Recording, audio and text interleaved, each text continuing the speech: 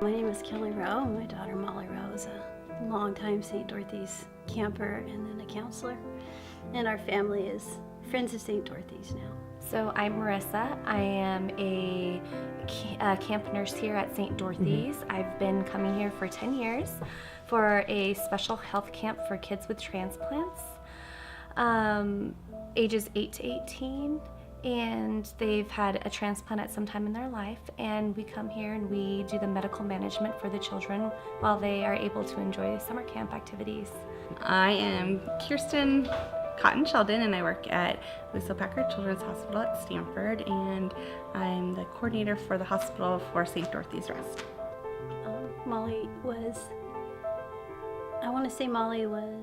8 years old the first time Mary Burge at Packard approached us and talked about this wonderful camp for kids with transplants and how great it would be for Molly to go. And she showed me pictures and she talked about how marvelous it was, and I said, Molly's not ready. She's never been away from home. She's shy. She's quiet. She's just not ready. And Mary listened. But then the next time, she came back the next year with her photo album again and asked me again, and told me more about this wonderful camp and all the friends she would have and the doctors and nurses that would be there and how safe Molly would be. And I said, she's not ready. And Mary persisted very gently, as Mary can, and I said, I'll ask her. And then I asked Molly, and Molly jumped at the chance to come to camp, and it totally shocked me. And that's when I realized Molly wasn't the one who wasn't ready to let Molly go to camp. It was me.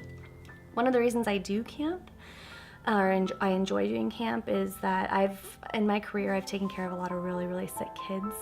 And for me, it's a way to really see that kids get better and that they can be normal and live normal lives.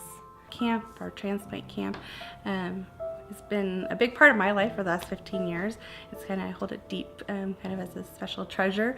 She found a lot of kindred spirits up here, and she wasn't different because she had scars or she had to take medications, and that never bothered her. I don't think she was ever self-conscious about it when she was at home with her friends who didn't. But I think when you've got something wrong with you medically, it makes people uncomfortable. And I think even loving people who feel sorry for you, pity isolates you.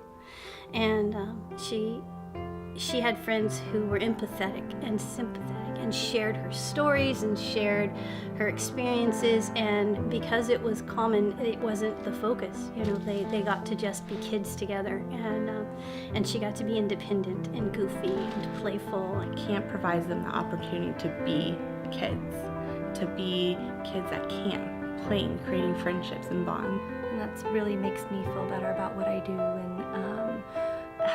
and that I can give them this opportunity to have a normal life and go to summer camp and help with their medical needs while they're here. I was looking at her photos, and there's a picture of her when she's maybe 9, and right behind her is a girl named Amanda, who was one of her lifelong friends. I've watched those kids grow up together in the pictures, and their kidney transplants, their liver transplants, and their heart and lung, and they would have never, ever, ever met if it hadn't been for here. Even though they all went to the same hospital, they would have been going to different clinics on different floors on different days. They may have passed each other in the hall and never, ever known, but because of their sharing time here at St. Dorothy's, there are these amazing, lifelong, tight friendships that formed around this. And it was the most amazing gift ever that I never expected. I wanted her to have a nice time in the sunshine and camp and hike, and instead she found this community that extended beyond St. Dorothy's. She went on her first road trip with girls from St. Dorothy's. It was a tremendous gift. The first time I ever started to learn how to let Molly go was here, and it was good. It's hard when your child has been threatened like that. I think it's even harder to release them. You know, you want to hold them close, you want to watch them, and I think that a lot of parents who have had children with a health scare have a hard time allowing the children to go experience life the way a child ought to.